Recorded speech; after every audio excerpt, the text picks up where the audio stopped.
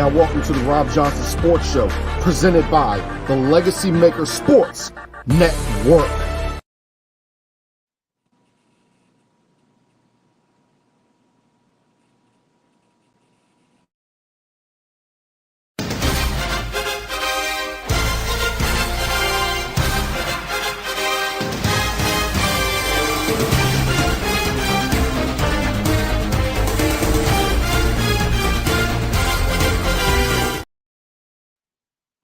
Hey, what's going on, everybody? Welcome to episode 22 of the Robb Johnson Sports Show. Again, my name is Robb Johnson. Welcome to the Robb Johnson Sports Show, presented by the Legacy Maker Sports Network. And as we do every week, we give you the live MLB report. Again, welcome to the show, and I'm hoping you all are having a great night. We have some good topics, but we're going to start out with the game of baseball. The Atlanta Braves take out the New York Yankees 11-3. Let's go to some more of the other finals we have. The Miami Marlins beat the Houston Astros 5-1. You have the Mets, who defeated the Pirates 7-2. They're on a two-game winning streak. The Cardinals defeated the Athletics 7-5. You had the Rangers absolutely demolish the Los Angeles Angels 12-0. Mike Trout looks like he's on pace to come back for the team, but we're not sure yet. The Royals defeat the Mariners 7-6, which is a kick in the groin to the Mariners because they're trying to get into the AL wild card berth. And the Rockies defeat the flagging Arizona Diamondbacks, who have completely fallen off the map here recently. Now let's go to some of the games that are still in progress. The Tampa Bay Rays are beating the New York Giants 5-1 in San Francisco. You have the Baltimore Orioles beating the San Diego Padres 4-1. They are going into the top of the eighth inning. Let's go to the standings here from Major League Baseball. Let's see what we have here, ladies and gentlemen. Right now, a lot of the divisions are starting to be, I'm not going to say determined, but it's getting to that point, I think, as we're getting closer and closer to September. Closer to October, it's going to be time for the MLB playoffs to start. You have the Orioles, who are up 3 games on the Tampa Bay Rays. That looks like it might grow a little bit after tonight. That's if the Rays give up a lead and the Giants come back and win that game. The Minnesota Twins have put distance in between themselves and the Guardians, who they are now 4.5 games back of the lead and going to the AL West. Even though the Houston Astros are only 3 games back, it feels that the Texas Rangers have put some distance. It feels like the Texas Rangers are just that much better of a baseball team right now.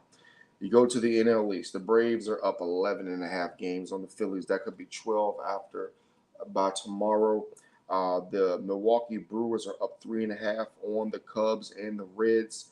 After that, the Pirates are 12 games back, and the Cardinals are 12 games back. You look at the NL West, my God, the San Francisco Giants are 8.5 games back. The Diamondbacks are 12.5. Just a month and a half or so ago, the Dodgers, the Giants, and the Diamondbacks were in a race to see who would win this division.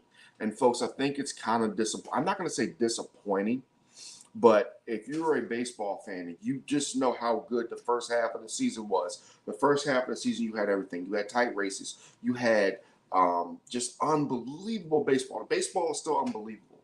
But the problem is that we were predicting this would be one of the great second halves of the season that we've ever seen.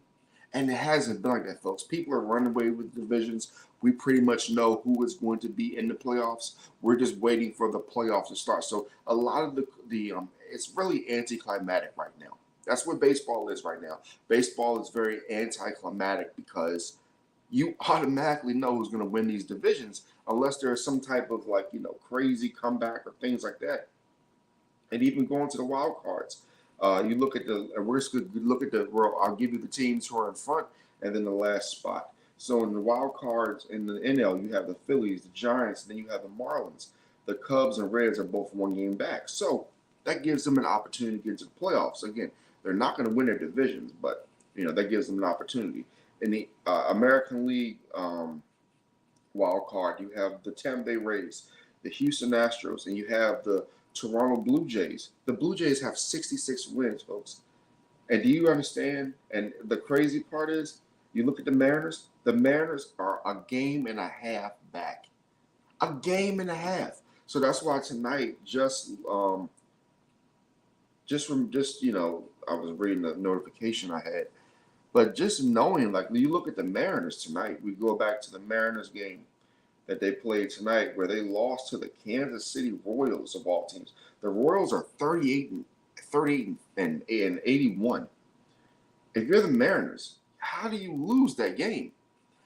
How do you not know that you could be one of the hot teams that come into the baseball playoffs and you lose to the Kansas City Royals? That's just bad for me. That's bad for me. I don't understand it.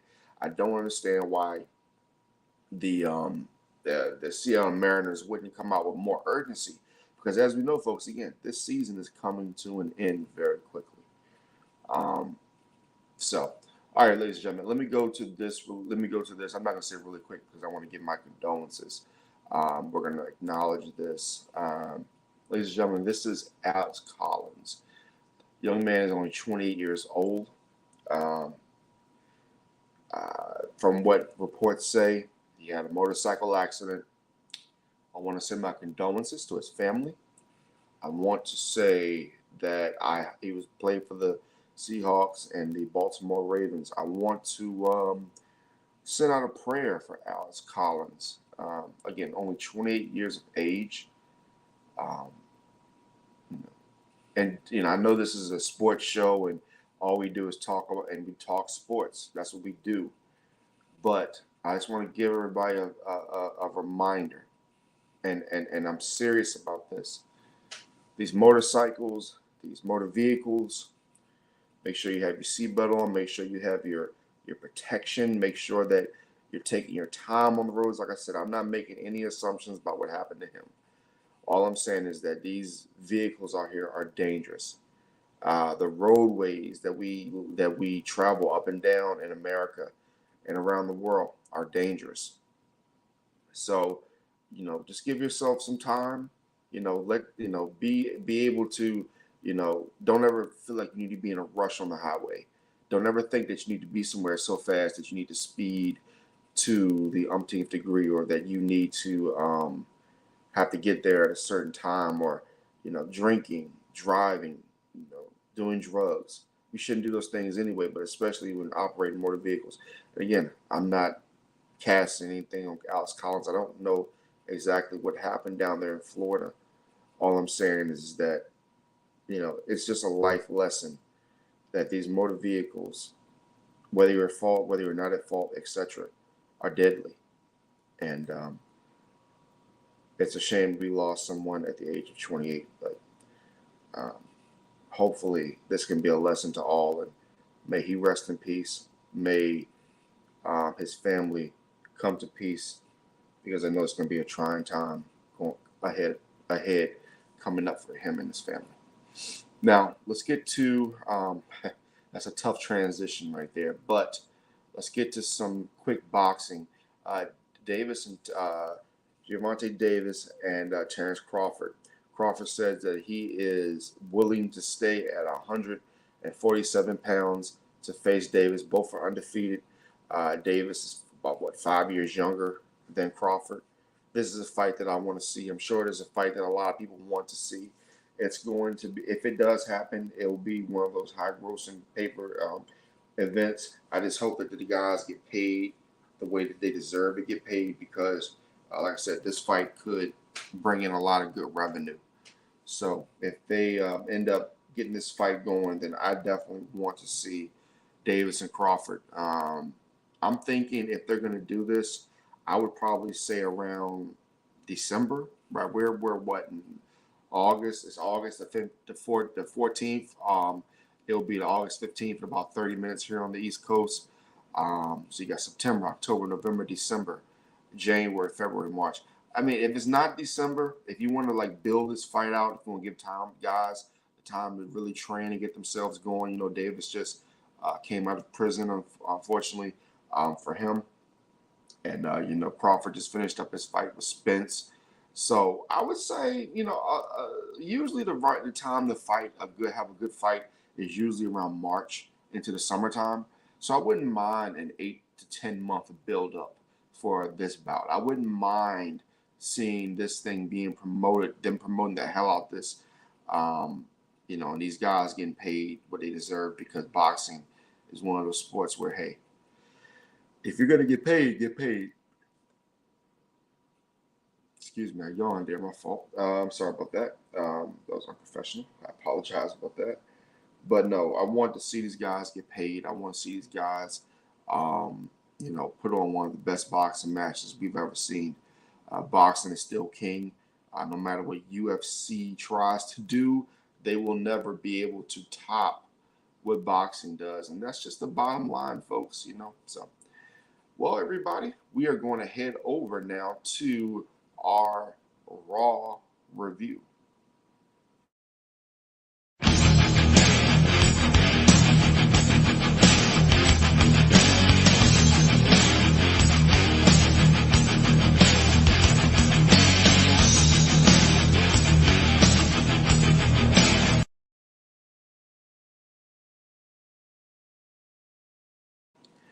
As you saw, Macho Man Randy Savage, and as we still have Crawford and Davis here, again, that's going to be a big fight.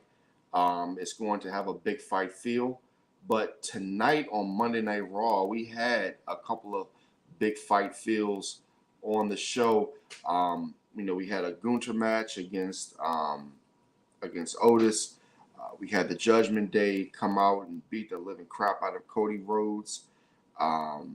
And I think, and we're not gonna be too much deep on Raw tonight. As you guys know, Gold Standard Wrestling will be giving you guys the build up to the Payback pay per view.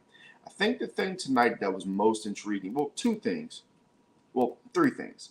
First of all, the Trish and Becky Lynch match. I think that the way that they ended that match gives you, you kind of knew there was going to be another match. So, and people wonder, well, why didn't they have the match? Well, they built it up. There was some issues in the bag, etc. So they're going to put this match in a cage. I just hope when they put in the cage match that it lives up to the billing. So, I'll give them a big credit for that. They did a good job there building things up, and things look kind of dull in that match. Second thing that I look at tonight is when I look at Chelsea Green, when they were supposed to have a search to see who her tag team partner was going to be. Doudrop just comes right in and says, I'm your tag team partner now. I'm your tag team partner now. I think that was bad. I think that they should have built it up a little more. I think that the whole having a search and all that stuff would have been absolutely just terrific, in my opinion. If you're talking about building that women's tag team division up, which honestly is cursed. I hate to say it like that, but the division is cursed. That's just the bottom line. The division is cursed, and that's just the bottom line. You can't deny it at this point, right? Because every time somebody wins the women's tag team championship, either somebody leaves the company, somebody gets hurt, or something, or the titles just aren't defended the way they should. So that's how I look at that. Third thing, the thing that intrigued me the most. Now, I know people are going to think I'm going to talk about JD McDonough and what he did as far as could he possibly be joining the Judgment Day. No. What happened between Shinsuke Nakamura and Seth Rollins is intriguing to me because when you think about the promo that Shinsuke did, when you think about when Seth came out and Shinsuke whispered something in his ear, Seth looked generally concerned. He looked like he had seen a ghost. So we're going to find out what Shinsuke said to Seth Rollins, and that will probably happen next week. I want to hear what Seth Rollins was told by Shinsuke Nakamura. I want to know what he said that had Seth Rollins flustered. Because as you know, folks, Seth Rollins never gets flustered. He never gets flustered. He never gets off his game, but he was definitely off his game in that situation tonight. So I definitely want to see what they have coming up with that. And I'll add one more thing. Drew McIntyre and the original bro, Matt Riddle. That's an interesting combo because I'll say this. Drew McIntyre did an excellent job at being a little sarcastic during the match, meaning that at any time, and I think it's apparent to anybody that really watches the show or understands how Drew McIntyre and how wrestling works. You can almost see the heel turn coming. You just don't know when it's going to come. But I'm going to tell you something, and I know this is going to sound crazy to a lot of people. Do you guys remember when Drew McIntyre teased about being in the New Day? What if next week they have their match? I know this is not going to happen, but it would be very intriguing because I've been saying for a long time that it is time for the New Day to turn to a heel stable. Now it would be kind of a conundrum in a sense because you have heel New Day and heel Judgment Day. Excuse me, sorry about that, folks. You have those two heels on one brand, so you do need a baby face. Now, with the new Hurt business, we could be having that. We could have that baby face faction. But hey, I have no problem with having a few, even if the Hurt business was heel.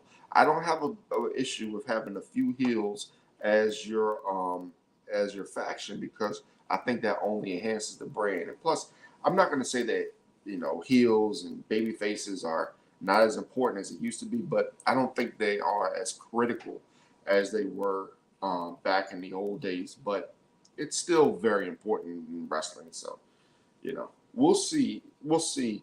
We'll see if we could possibly get a heel turn from the New Day, and if Drew McIntyre were to join the New Day, and they were like just flip the whole thing, and But I'm no, that's not because of course Drew McIntyre and the New Day, were um, kind of close on SmackDown, things like that. But I doubt very seriously if that's going to happen. I doubt very, very seriously if that is going to happen. Um, going forward. But hey, you can always wish. Again, it's the Rob Johnson Sports Show here on the Legacy Maker Sports Network. And for some reason, they have my name spelled wrong. I don't know why, but it's two R's. It's the Rob Johnson Sports Show here on the Legacy Maker Sports Network. So, um, yeah. Let me see here. Let me check this. Let me check this. All right. So we're going to actually go to the NFL update now, where I promise you guys, after every one of the games, I will go back through all the preseason games and I will tell you all what happened. So how this is going to work in the regular season is this. After we have the Monday night game, we'll go and we will dissect the Monday night game. That Tuesday night is when we're going to go in and talk about all the games and make the picks. We'll talk about all the games, make the picks, and I actually have something hopefully dialed up for you guys when it comes to trying to get the picks from the rest of my team. So hopefully I can get that going, and hopefully we can have an epic pick show for you guys. Again, that'll be Tuesday nights on the Rob Johnson Sports Show, and on Monday nights we will recap the Monday Night Football game, and then Tuesday nights. Tuesday nights this fall is going to be busy. It really is. It's going to be about talking. It's going to be about talking about the games that happen, recapping the games, and then making the next week's picks because I believe in making the picks early. You have the first game that's going to be on Thursday, then you possibly have some Saturday games early, and then you have the Sunday games. So get those picks out there early so you can update the public on everything. So hopefully I can do that for you. Now let's go through this week's NFL preseason games. Let's start with the Texans and the Patriots. Some of the highlights from that you had C.J. Stroud, who was 2 of 4, 13 yards, interception. They made a big, huge deal about it. Not a big deal to me. I think that he'll be all right. I still think that Bryce Young is the overall best player in the draft. I think C.J. Stroud is not going to be. He's not going to be horrible, but I don't think that he's going to be up to the level of Bryce Young. That's just my opinion. But I hope him all the success in the world. The Patriots, Billy Zappi, 12, 14, 79 yards. He didn't throw a touchdown or an interception, but he looked sharp. The Patriots signed Ezekiel Elliott today, which should help them in the backfield. Let's move to the Seahawks and the Vikings. The Vikings did not play their starting quarterback. The Seahawks did not play their starting quarterback either. They had some production in this game. Not really too much to dissect from this game. You did see how the Vikings no longer have Dalvin Cook, who is now a New York Jet. So we see that they're bringing in a new era. You did see, I will say this on the Vikings, Jalen Rager, 4 catches, 55 yards, really big game for him. When you go over to the Seattle Seahawks, let's see here, Jackson Smith and Jobu and Jegbu I cannot say the name, and Jegba, yeah, Smith and Jegba had 3 catches for 25 yards. And let's see here. Let me make sure I got everything right. Yeah, and so he's one of their big picks from Ohio State. He's looking to make an impact coming up this season. Going over to, I believe this was Friday night, we had delay in the Commanders and Browns game. I'll get deeper into the Commanders next Monday night when I do their preseason preview as they play the Baltimore Ravens. But just recap real quick. Sam Howell, he was 9 of 12, 77 yards, touchdown, and interception. Jacoby Brissett, 6 of 10, 75 yards with an interception, but he ran in for a touchdown. The Browns had a really good drive on their first drive. They had a really, really good drive, but they weren't able to score after they ran the ball on 3rd and 4th down. Dorian Thompson-Robinson, I talked about this young man coming out of UCLA a few months back. He looked really good. He was 9 of 10. Let me make sure I got the right stats. 9 of 10 for 102 yards, no interceptions. He definitely should be on teams' radars, definitely, in my opinion, because I think that he's going to be a good one if he gets an opportunity in the league. The Giants did not play their starters, and neither did the Detroit Lions at quarterback. Nothing too much from this game. Nothing that I saw too much. I was looking to see what rookie Jalen Hyatt would do. I don't think Hyatt had 1 catch for -4 yards. Don't think that that's going to be a trend. I think he's going to be a really good receiver in this league. Steelers and Buccaneers. The Steelers win this 27-17. Baker Mayfield goes 8 of 9, 63 yards, a touchdown. Kyle Trask, 6 of 10, 99 yards, and an interception. The Pittsburgh Steelers, you had Pickett play 6 of 7, 70 yards, touchdown. Just an overall good game from him. George Pickens, he had 1 catch, 1 target, 33 yards. They look like they are in midseason form. I'm not a big believer in Kenny Pickett, but what I will say is that young man, he's got talent, and if he can keep himself straight and not turn the ball over, he should be decent in the league. Going to the Packers and the Bengals, the Packers ended up winning this game, but the big story, Jordan Love, 7-10, 46 yards, a touchdown to Romeo Doubs. They won that game 36-19. The Falcons 19-3 over the Miami Dolphins. Desmond Ridder did not play. Tua did not play either. So some of the backups got time to get some things done. Skylar Thompson was 10 of 16, 104 for two picks, no touchdowns. Very alarming. If they end up having to go to their backups, it's going to be trouble for them. Let me see. Looking at the Falcons, they didn't play a lot of starters, of course, but they looked impressive to me. I think they're going to be a team in the Saints who are going to be fighting for the NFC South. The Arizona Cardinals and the Broncos, very unprofessional of the Arizona Cardinals to troll Russell Wilson. Did not like that, not one whatsoever after the game, because I keep hearing about this team being such a dysfunctional franchise, and it's Kyler Murray's fault. Well, I think the whole organization is dysfunctional. First of all, you bring in a really young coach a few years ago who wasn't even qualified, and it's just this dysfunctional organization, and I can't defend it. I just can't. All right, going to Saturday, we had the Indianapolis Colts defeat the Buffalo Bills. I'm sorry, the Bills defeat the Indianapolis Colts 23-19. Big story out of that. You had Anthony Richardson, 9 of 7 of 12, 67 yards and a touchdown. The Colts are getting back Jonathan Taylor, so that is really good news for them. Of course, Josh Allen did not play in this game, but you did have Matt Barkley, who is still in the league. He went 14 to 15 for 2 touchdowns and an interception. How old is Matt Barkley now? Matt Barkley is now 32 years old. It doesn't even feel like he's that old. I feel like he just came in the league, honestly. The Jets defeat the Panthers 27-0. Bryce Young in this game was 4-6, 21 yards, no touchdowns, no interceptions. The Jets are looking sharp as usual, but we'll see how that goes to the regular season. Zach Wilson, 14 of 20, 123, a touchdown, no interceptions. He's looked sharp so far in the preseason. The Baltimore Ravens extend their preseason winning streak that started in 2015. They defeat the Philadelphia Eagles. None of the starting quarterbacks played. But you have Tyler Huntley, who continues to shine, even though he's not going to be the starter this year. Lamar Jackson comes back, but if Lamar gets hurt, then you always have Huntley to lean on. You have the LA Chargers against the LA Rams. Neither of the starting quarterbacks, of course, played in this game. Chargers put up 34 points. You have Elijah Dotson, who put up 92 yards in the game. So we'll definitely see how this new look Chargers offense does going forward.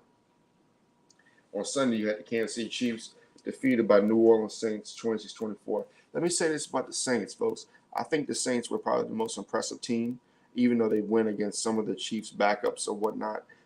Derek Carr had a really good game. Let me get his stats so I can give you the full story on that. He was 6 of 8 for 7 yards, a touchdown. Jameis Winston, the backup quarterback, looked very sharp. He was 11 of 13 for 92 yards and a touchdown. Alvin Kamara, even though he's going to be suspended for a couple of games in the regular season, he looked very good as well. Michael Thomas looks like he is back in midseason form. He only had one catch, but for 16 yards, he looks very explosive. So that is a really, really good sign for the New Orleans Saints. On the Kansas City Chiefs side, you had Patrick Mahomes go 2 of 2 for 15 yards. Blaine Gabbert, 4 of 8, 59 yards, a touchdown. Boucher, 11 of 18, 155, 2 touchdowns, interception. So, the Chiefs have some things they need to work out. But I'll say this, that I think they'll be ready to come to regular season. We just need to see what they're all about, especially after losing Coach Eric Bieniemy. And, you win a couple of Super Bowls and go to the AFC Championship game 5 years in a row. It's easy to get complacent. I don't think this team will get complacent, but it's not hard to get complacent, but I just don't see it. You look at the 49ers and the Raiders. The Raiders defeated the 49ers 34-7. Trey Lance, 10 of 15, 112, and a touchdown. No interceptions, but the pass touchdown that he did have, that ball definitely should have been intercepted, so he got lucky there. Sam Darnold, 5 of 8, 84 yards, no touchdowns, no picks. Let's go to the Raiders. Let's see, you had Garbers and O'Donnell combined for 2 touchdowns, no interceptions. I'm really, let me see, did I miss anything? Oh, go back here. I think I missed the Cowboys and Jaguars. Yes, Cowboys and Jaguars. The Jaguars defeat the Cowboys. It's Trevor Lawrence, 5-6, 36 yards, a touchdown, and interception. When you go over to Dallas, of course, Dak Prescott did not play. The big story from this game is John Stevens, who had 5 catches, 56 yards, and a touchdown. He's 6 for 5. He's 235 pounds, so he could be a huge addition for the Dallas Cowboys. But the Jaguars look good. Trevor Lawrence looks like to be in midseason form. He threw one bad interception, but it looks like he is in midseason form. All right, everybody. Let me get you back on screen. Well, we are just 30 minutes into the show. It's going to be a quick show tonight. Nothing too much. Like I said, we got a bunch of stuff coming up. Just giving you guys a promo for what we have coming up very, very soon. We have the Robb Johnson presents. We have the Commander Talk with Robb Johnson. That'll be coming up next Monday, and before they play the Baltimore Ravens. We also have a few other things. Gold Standard Wrestling. That's when I preview the pay-per-view, which is the next pay-per-view for WWE, or PLE, as I like to call it now, a PLE, which is going to be Payback. So a lot of good stuff coming down the pike. Legacy Maker Sports Network, we will be doing some games. BCU coming up. That's right, I forgot. Sorry. Ram Talk will be back here very soon. So look out for Ram Talk with Robb Johnson. Um, yeah, Becca Cunningham, who talks NASCAR. You got our guy Joe. You got our guy Joey, who does all things Virginia Tech, does everything in the West, stuff like that. Um, Got a lot of good stuff coming up. You got the Commonwealth Sports Talk. You got Darrell Owens with his one-on-ones.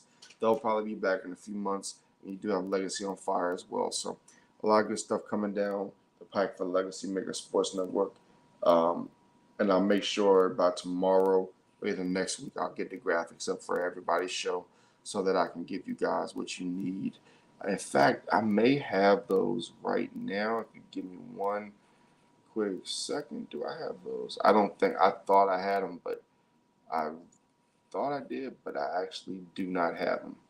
Sometimes I like to bring the graphics up for you guys and just show you the different things that Legacy Maker has going on at this time. Um, so let me see. I don't think I have it. Let me see.